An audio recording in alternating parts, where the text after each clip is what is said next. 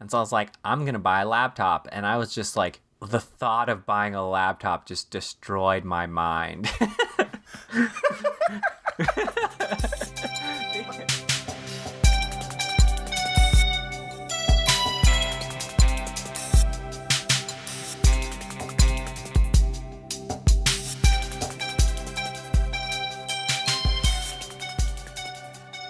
Hello, listeners, and thank you for tuning into Those Nerds Over There. We are your hosts. I'm Alan.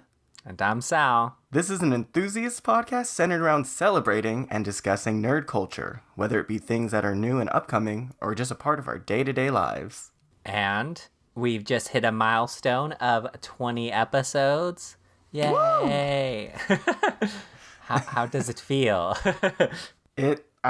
Honestly, for me, it kind of felt like the time flew by. Before I knew it, we were at 20 episodes. Yeah, it's kind of Crazy.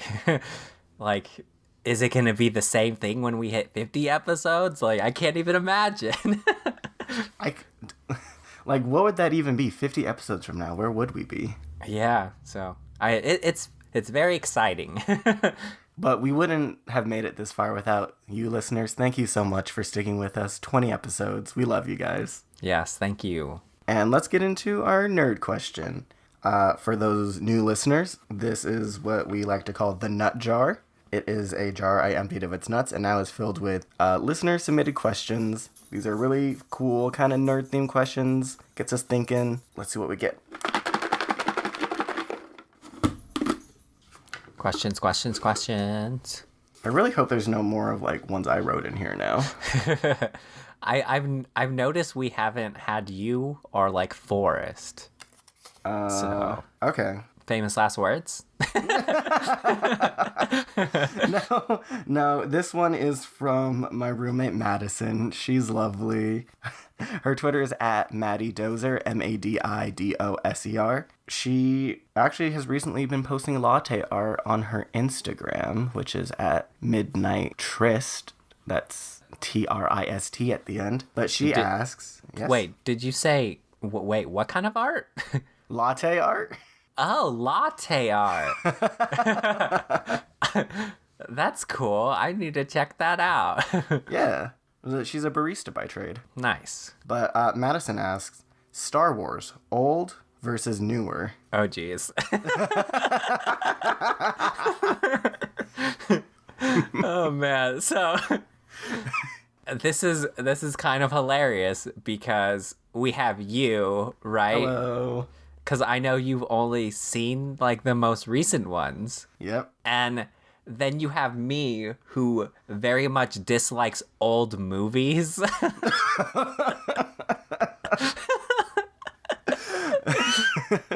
So I kind of have to go with the new ones by default because I watch the old ones and I just can't stand to look at them. Oh, interesting. So what is it about the old movies that, has left, I guess, a sour taste in your mouth then? I mean, it's nothing about the plot or anything. It's kind of just has to do with the visuals. It just looks old and things move slower, and I feel like the newer ones are a lot more fast paced and more visually aesthetically pleasing to the eye. I never saw the old ones. Do you think it would be worth for me to watch them then? Because everyone always tells me, oh my god, you haven't seen the first 6 episodes? I'm like, nah. Yeah, so because everyone hates the prequels, so you could probably skip them. But I personally think they're okay. I mean, it's not like they're the best things ever, but I also don't think 4, 5, and 6 are the best things ever either. So I'm kind of the wrong person to ask this question. Oh man, this is the two people hosting this is the wrong question for the two of us. Yeah, it's this nerd thing that I should have been invested in, but I never was invested in. I like Star Wars for what it is, but I don't think it's the best thing to ever happen to sci-fi. So, don't at me, please. I really do want to like address how culturally relevant Star Wars is, because I've never seen any of the first 6 movies, but you know, people love these things so much just through cultural osmosis. I know the plot of these movies. Yeah, and Darth Vader, like himself, like you definitely know who he is whether or not you've seen the movies. So I mean, for that, you have to give Star Wars credit for being such a cultural phenomenon. Shocker. Right. But other than that, I mean, they're okay. Then I guess let's discuss the newer movies, since this is the ones I know and the ones you like. Okay. I mean, I wouldn't say I like the newer ones either. Whoa. They're just okay. The problem I have with the newer ones is I love Rey as a character. But so I like Rey and I like her character, and I feel like the overall story has so much potential. But every time I watch the movies, I feel like the potential is being wasted on like subplots and sub characters that don't really matter. Oh? Yeah. So then were you not a fan of the whole like the Rose sub, or I guess would you consider that subplot? yeah, I didn't care for Rose's subplot or her character.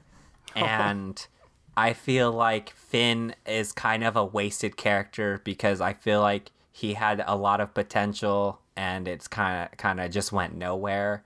Same with Captain Phasma. Oh, yeah, she really did just die, huh? Yeah, it's like Darth Maul all over again. But I mean, that's kind of my things. I still watch them and I still enjoy them, but they're just not like this huge deal for me. But I don't know. What do you think? Like, do you really enjoy the newer ones? I think I actually really do enjoy these new Star Wars movies. And I think, you know, I do credit a lot of that to just like I've never seen any of the old movies, so I have no expectations going into these. Right. But yeah, I love Rey. Do you think it's like spoilers if we talk about the plots of movies right now? I mean, at this point, you'd probably, because the third one's gonna be coming out this year, right? So right. Like I loved when they had her in the last movie and it just turned out like, you know, oh, she isn't like Anakin's child or whatever. She isn't anyone special. She's just this person. I'm like, ooh. Yeah, I did like that. That's my favorite. Yeah, and when she was in like the underground tunnel and she like seen like a million of herself and stuff. Oh, that was really cool. The mirror. It was a really nice scene. And whenever she kind of had like that strange connection with Kylo Ren, I felt like that was very interesting. And I like their dynamic, even if I don't care for Kylo Ren as much. And I also do like, I actually did like the plot with like Finn and Rose. Really? I did, yeah. I think there's moments like those because it's like, I think a lot of stories forget to give like context on certain things. Uh-huh. You know, you had Rose there because she's just like an engineer. And then she was talking about like, oh, you know, this mining colony, this is like our lives. And you really get to see like the stakes, you know? I suppose.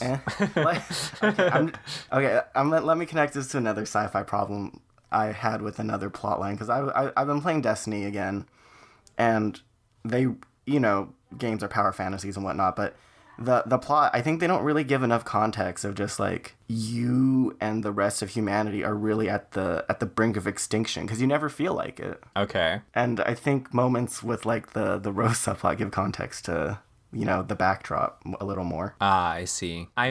Yeah, if you like that sort of thing, I love that sort of thing. I think you would like the originals a lot more, because I think they do a good job of fleshing out the kind of world that they live in. Mm-hmm. So yeah, I need that world building. Yeah, and if you like the first one, which is The Force Awakens, which is, what number is this? 7?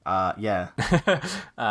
That one is kind of, I want to say it's kind of a remake of Episode 5, I believe, which is part of the original trilogy. So if you really enjoyed that one, then you would enjoy 5. So Yeah, maybe you should watch the originals. Oh, dang. That's so much of my time. When I told my friend I hadn't seen Lord of the Rings, he made me sit through every movie, including the director's cut versions. Oh, dear God. And I got to a point where like my mind had melted and I just kept making jokes about the movie, and I swear he hated me a little more after that. I mean, it's kind of his fault. Those movies are very long. Like, it's as if you would subject someone to watching the whole Harry Potter series, like, in a row, right? Those things need to be, like, taken in chunks, not, like, marathoned. Unless you just really love it, then go ahead and go all out. Oh my goodness, yeah. I think we watched the first 2 Lord of the Rings movies in one night. Yeah. And then the last one, but that one was the one that was like 3 hours long or something. the next night. Oh man. But Star Wars old versus new movies. Listeners, you tell us. You tell us. Convert us. I guess. Yeah, I talk to my friend Ted, our mutual friend, about this sometimes, and it's like I can tell sometimes he's just like wants to like just face palm and like like you just don't understand. All right. Does he really not like the new movies? No, he doesn't like the new movies, and he doesn't like the prequels. He's very diehard for the originals. So. All right. I'll sit down with him for those. All right. So that's our very bad Star Wars discussion. So, Alan, what did you get into this week? All right, so something I have a little more experience with. Yay! This week, I really got into Have you heard of Nvidia GeForce Now? You told me about it briefly, but other than that, nope. Then have you heard of cloud-based gaming? No.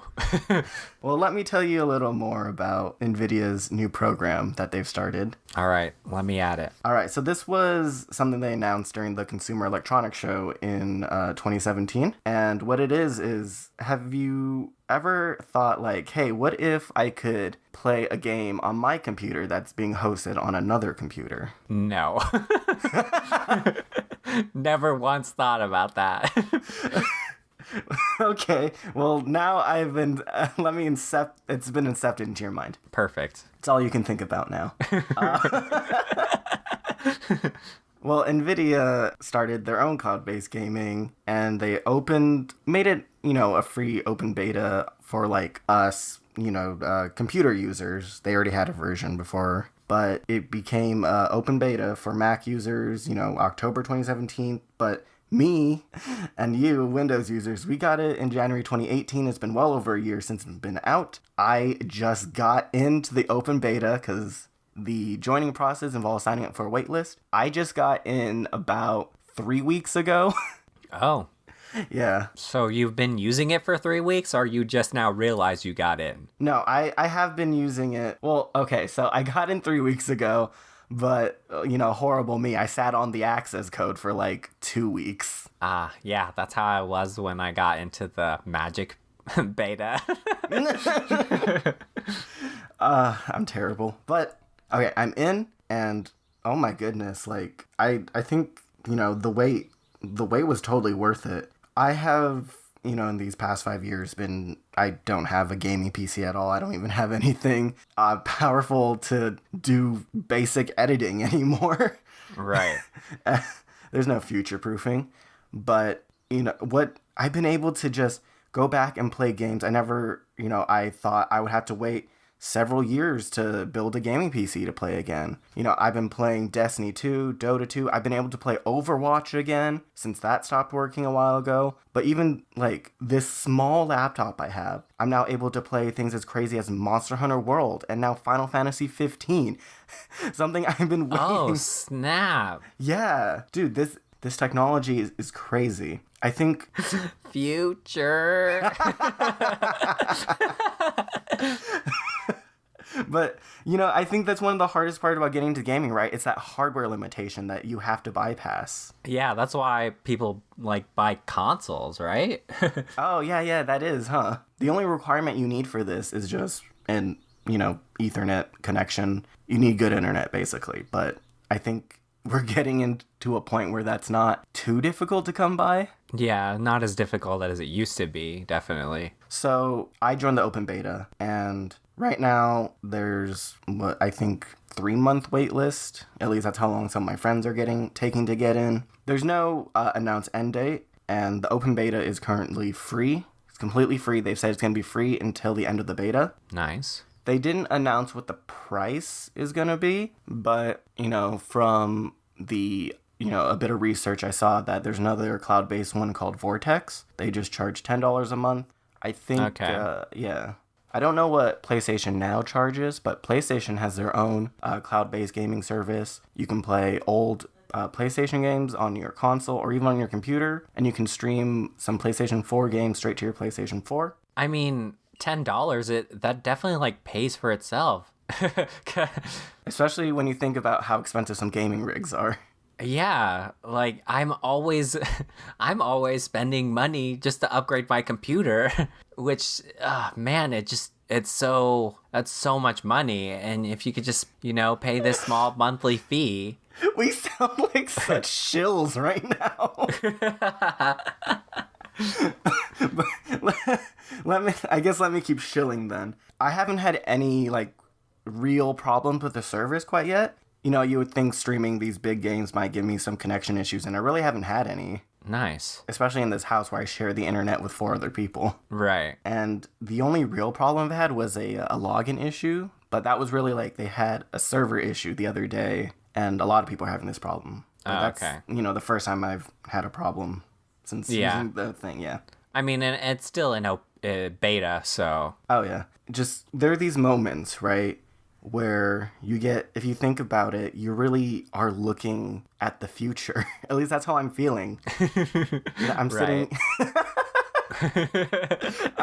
I'm sitting in front of my laptop, and I'm just like, holy crap, I'm experiencing what the future is. Yeah, like, no longer will you have to have a good computer to play games. Like, you'll be able to access anything, which is good for publishers and stuff too, so... And not even that, it's like the OS limitation from before. I could play, I don't know any OS limited games, but before how you're like, oh, there are some games for Mac, some for PC. Right. That the idea of cloud-based gaming kind of eliminates that limitation as well. Oh, okay. So with this, would you be able to kind of, like, if they opened it up even further, would you even be able to play, like, console exclusive games? I think, okay, if they wanted to do that, I'm sure they could. I think there's a lot of roadblocks to that. Right. But I'm saying, like, this is the future. I think that would definitely be that. I would like that to be the next step, but here, I don't think that's gonna happen anytime soon.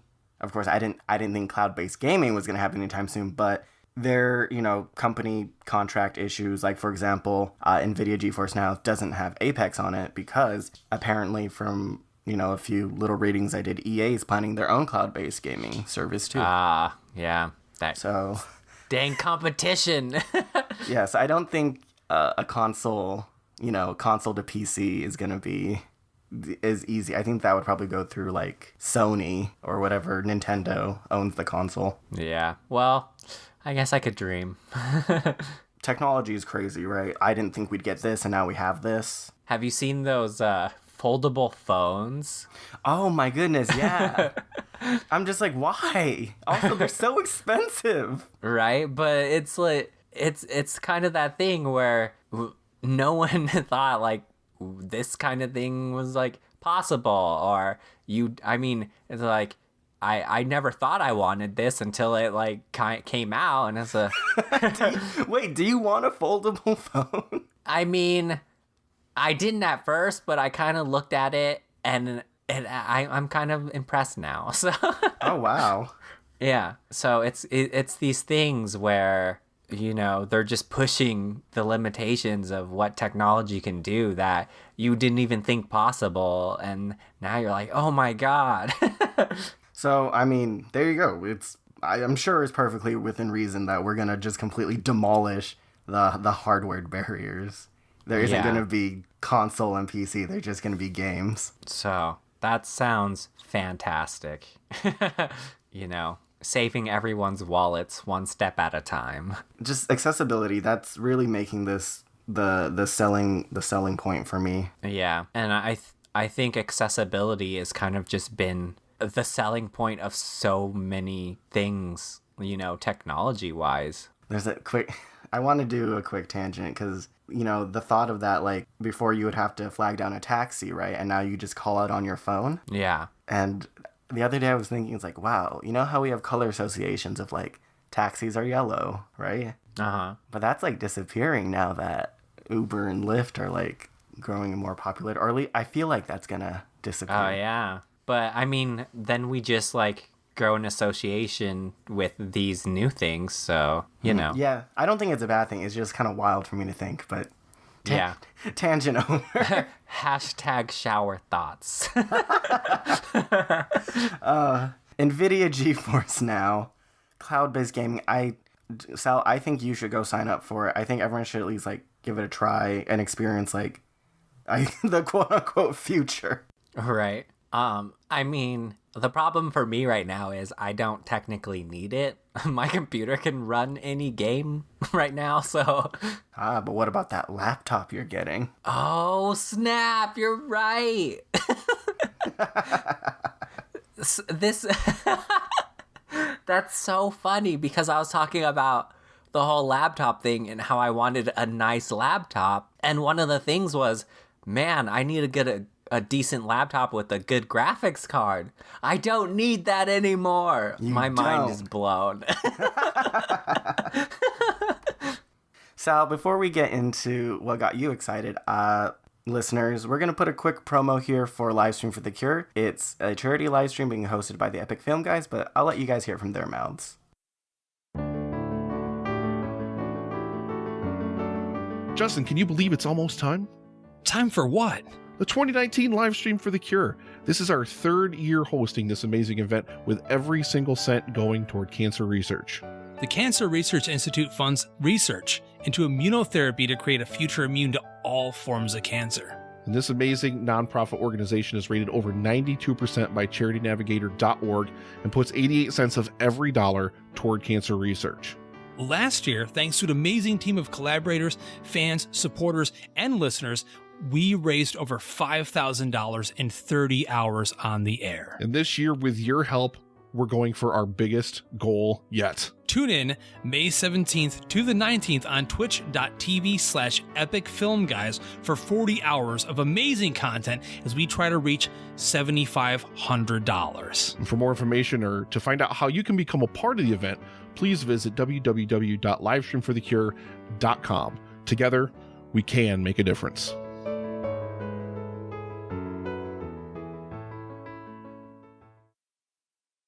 Okay, Sal, tell me, what did you get excited about this week? All right. So I got excited about two things, mostly because I don't really have a lot to talk about for the two things, so I'm kind of filling up space, but they're still both great. So the first thing is the trailer for the 2019 movie called Brightburn. Ooh, okay. I didn't know this movie until you showed me that trailer, and I'm freaked out by it, but go on. Yeah, I didn't know about it either until the trailer dropped, and this is trailer number 2. Oh, wait. Holy shit. Yeah, so the first one just completely went over both our heads. But so this movie, Brightburn, is being like marketed as a superhero kind of horror thriller movie where it's like, what if we took the origin of Superman, but he was evil? And, that whole thing has always been such a great plot point for Superman, because Superman does have these stories where he is evil if you see like Injustice where he turns evil, and there's this story of Earth 3 where you have Ultraman, who is an evil version of Superman, and this other one called Red Sun Superman, where it's what if Superman grew up in the Soviet Union and became a Nazi. And so these stories are always super cool, and just like throwing this like horror spin on it is just like, when I seen it, I was just like, yes, I want this. Give me it right now. Now, okay, so it's being marketed as that, but does this actually have any association with DC's Superman? No, it doesn't. And I don't think it has any association with any comic books that I've seen, but it is being associated with James Gunn. Well, isn't he making it? See, that's a problem. So the director is David Yarovosky. I probably butchered that really bad. And the writers, sorry. And the writers are Brian Gunn and Mark Gunn. So James Gunn isn't listed, but when you watch the trailer and you hear about this, he's like at the forefront. So I don't know like what his association is with it. Yeah, it says he's a producer, or he says from producer James Gunn. So what does that mean? Yeah, so I'm not sure. They might just be, I mean, he might have had like a small hand in it, but they're just marketing it towards him because he's like so popular. Name dropping. Yeah. It still looks, it looks great. I'm not a big fan of horror typically, but I kind of actually do want to see this. Right. Because it's like, when I saw this, I was getting those Chronicle vibes. Uh-huh. Where, you had the kid, he got the powers, and he tried to be good, and then he kind of turned out evil. Yeah. And I'm like, what's going to happen? I really liked Chronicle, too. So Chronicle was great. Yeah, it was good. And the whole, like, I don't know if the whole filming kind of movie trope did it a disservice or not, but it was still good. So I think it worked. I think the idea of the home film kind of genre was good for the time it came out. Yeah, you're right. This movie's coming out in May, so May 24th of this year. Whoa. And yeah, I'm really excited because I've always wanted them to kind of, spin not the Superman, but spin the whole superhero genre, because it's kind of been getting a little stale. And we got that trailer for the New Mutants. I don't remember if you remember that. Oh, the one with Macy Williams and the kid from Stranger Things? I believe so. I don't remember who the actors were, but it was essentially the same kind of thing. It was like X-Men, but it was like a horror. Yeah. Whatever happened to that? I don't think I've seen any promotional material for that since the first trailer. Yeah, I'm pretty sure it kind of got dropped or pushed back like a lot. So yeah, ever since then I've been wanting that movie, and I don't think we're getting it anytime soon. So when I seen this trailer, I was like, yes, this will fill my void for now. There's that.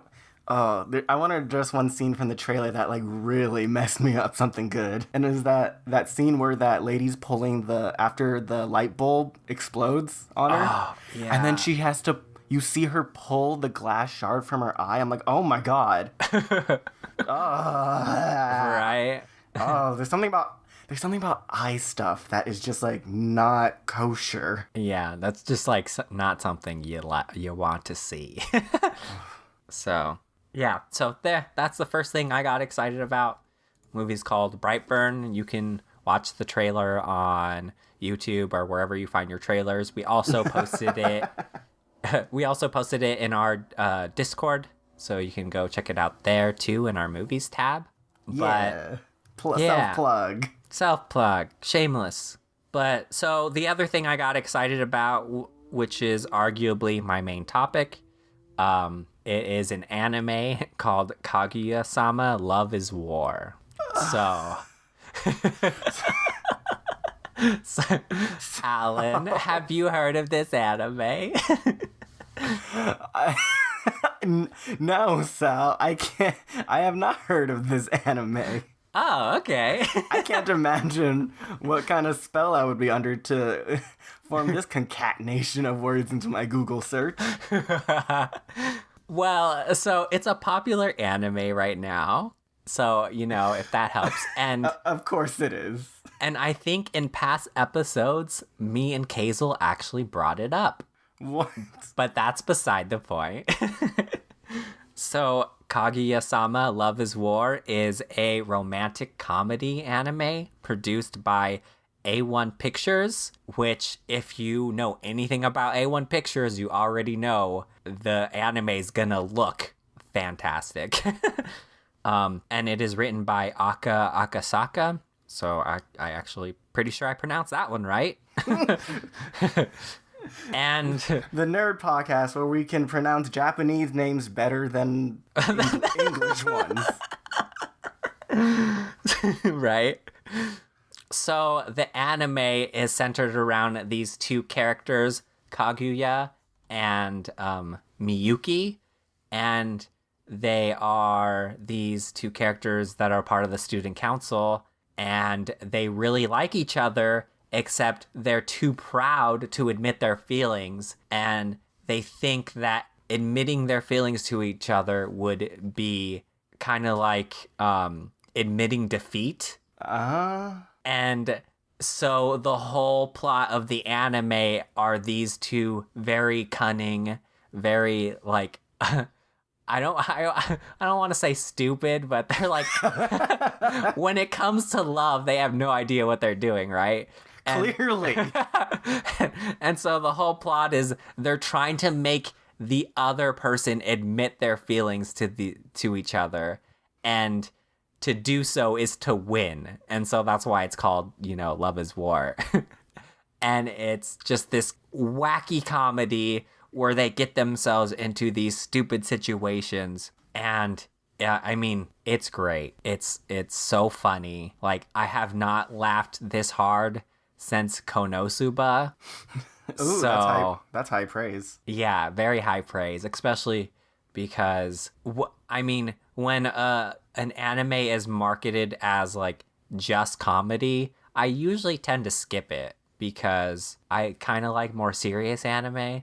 But when you're taking this trope, like with Konosuba and Isekai, and so with this one, you're taking the whole like slice of life romance and kind of flipping it on its head and making fun of it. It's just like pure gold. It feels like we're entering an age where it's like there's ironic genres of anime. Yeah.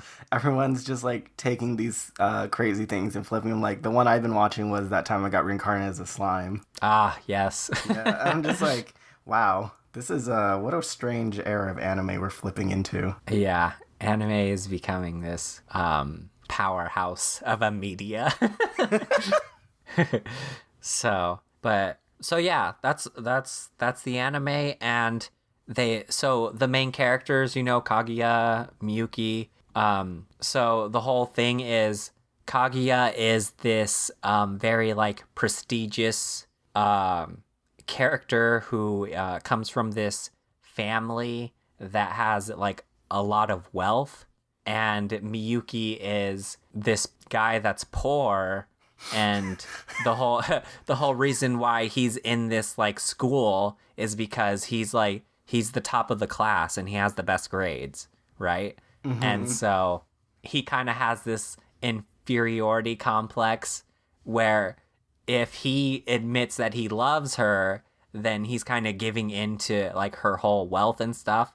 And she's like, if she admits her feelings, then she's kind of going down to his level. What the? and so what the hell? It's this stupid thing because they think they're gonna lose if they admit their feelings, right? But if they admit their feelings, they actually both win. Because then they're in a relationship and it's all great, right? But I get this relationship It's like Sure. it's like all great. it's like this toxic relationship, but also this like very heartwarming one because of the situations they get themselves in. They actually just really like each other, but they have these stupid reasons that they don't want to admit their feelings. But Oh my god. so one of the selling points of this anime is actually, so there's a character who's not actually a character, but it's the narrator. Oh. Yeah, and I didn't even think that I would like a narrator as a character as much as I do here, because this narrator is the one that's always explaining like the inner monologue of these characters, and when something happens, he puts up like it's kind of like this older gentleman that's speaking. I don't know if he's actually older, but that's the way it sounds.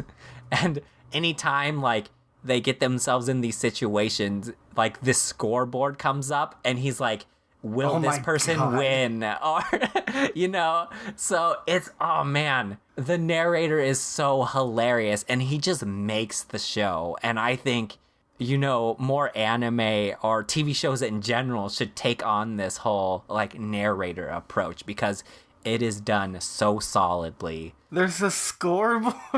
Yeah. So at the end of each like subplot, there will be, this week's winner, Kaguya.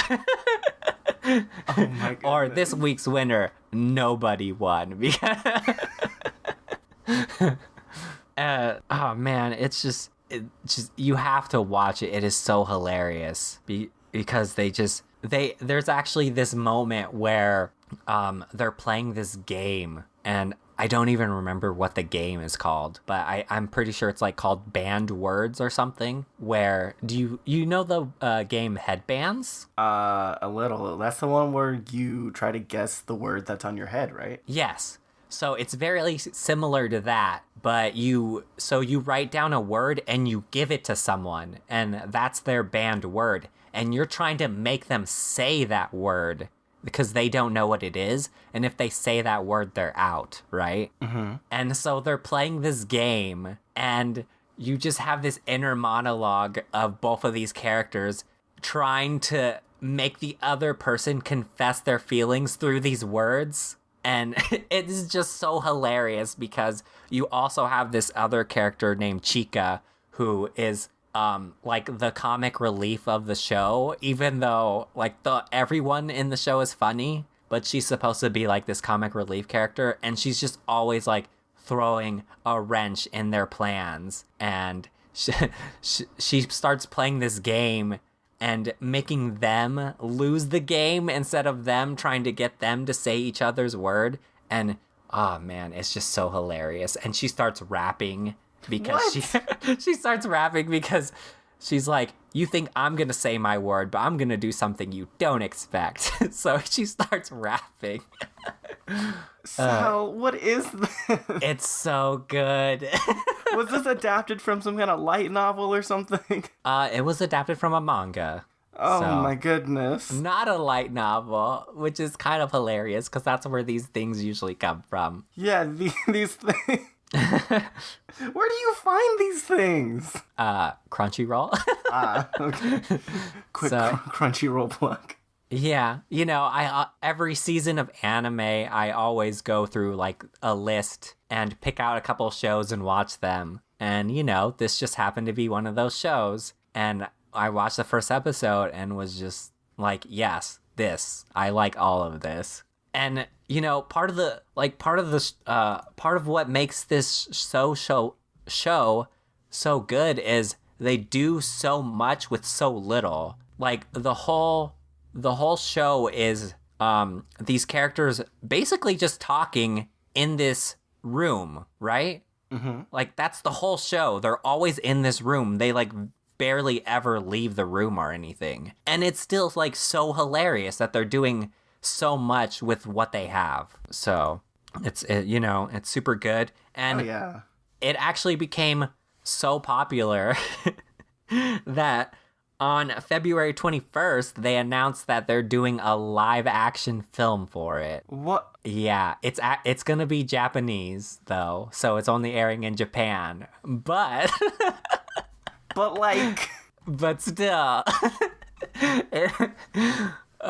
it's great. I can imagine this being funny in animation. I feel like if you saw this in live person, I would want to just die from the cringe. It would be like watching The Office. Oh yeah, I don't know how it's gonna work out in live action, but I kind of want to see it, even though it's in Japanese. Oh Lord. So yeah, that's what I got excited about. But I just wanted to get your take on. So usually anime is associated with these kind of like shonen action animes. Are you usually into like comedies or like romance animes? I think my anime like map is like all over the damn place. Oh, okay. Yeah, because typically the animes I watch are ones you or another friend recommended me. Like, you know, after you told me about Rascal Does Not Dream of Bunny Girl Senpai, I lost my damn mind. And then I watched it and it turned out great. But then my other favorite animes are like, you know, I love Naruto despite how cringy that would sound. Log Horizon was like my favorite isekai for a while. I grew up watching Sailor Moon and I do wholeheartedly still love that. Yeah. Yeah, so like I'm freaking everywhere on that. Nice. Yeah. I am also everywhere, but I didn't start out that way. Like, I would only watch shonen, which is kind of hilarious because I refer to people that only watch shonen now as shonen trash. You heard Sal, go at him. Go at me. But I never knew I would like slice of life / romance anime until I started watching it. And I think my top 10 list of anime is essentially like filled with this kind of archetype because these shows are like so deep and relatable, and it's like something, it might not be over the top as like a shonen with all these action scenes, but it just has like a special place in my heart because they're just the things that they do is unlike any Americanized kind of, you know, animation or storytelling. So yeah, so I just want to ask real quick after my you know, little review, will you watch this anime, Alan? You know, despite my what seemed like protest during that, I will, Sal, because you have definitely not steered me wrong yet. Yes. Yet is the qualifier there. Right. So I do want to point out real quick that this I think the manga actually appeared in the magazine Miracle Jump, which I've never heard of. What? Is this like a separate thing from Shonen Jump? Yeah, they also have Young Jump. And so I was like, oh, I didn't know Shonen Jump had all these weird spin-offs. Yeah, you know, they had Van Halen's Jump. There you go. Fucking old joke right there. Listeners, if you want to hear Sal go through his top 10 anime list as a backlog episode, send him a message. Oh, please, I'd love to talk about that. There you go. Well, that's what we got excited about this week. Listeners, thank you so much for sitting down with us, you know, listening to us talk about what we love. If you enjoyed listening to that, share it with a friend. You guys can nerd out together and, you know, sharing that thing that you love with someone else, that's an amazing feeling. If you have recommendations for the show or, you know, want to support us, feel free to leave comments and ratings on our SoundCloud, Stitcher, iTunes, Google Play page, or we would love for you to join our Discord server. We have a Discord server. The link to that can be found on our SoundCloud page. And we have dedicated channels for things like show recommendations, nut jar offerings, you know, and just, it's a cool place to hang out with us. Before we plug ourselves, I wanted to remind you guys that on May 17th through the 19th is Livestream for the Cure being hosted by the awesome guys at the Epic Film Guys podcast. Us, those nerds over there, will be making a guest appearance at 2:30 p.m. PST on May 17th. And it would really mean like the world to us if you help spread the word about this amazing charity live stream. You know, we're trying to help raise $7,500 for immunotherapy research with the Cancer Research Institute. And if you know anyone that's interested, you know, wants to see us do some ridiculous thing because we have something planned, then tell them, show up, and we'd love to see you guys there. Sal, do you have anything you want to plug? Yes. So you can find me on Twitter at Salzik. I post over there a lot. And then on Instagram at Mr. Salzik. I'm trying to post more on there, but like I'm just not a photo guy. But and then you can catch me on my friend Ted, his stream on Thursdays at 6:00 PST. His Twitch channel is Where is Suspiria, and I actually want to plug my blog. I have a blog. So if you want to see some weird, great pitch, Sal. You know how I get excited about things. Like, Kaguya-sama, Love is War, and I, talk about things like that. Yeah, it is gottamoment.com. That's GOTTA, and then moment.com. My other friend Hughes actually posts a lot of photography on there also, and he's a really good photographer. So yeah, go check that out if you are interested. And you can find me on Twitter at ArielEyes_. My posts on social media are lacking, but hit me up with DMs. We can send each other memes. And for other podcasts, if you host one, I would love to collab with you guys. We're looking for guests to have on for April, so if you're interested, hit us up. Thank you again for listening, and we'll see you next Wednesday. Goodbye.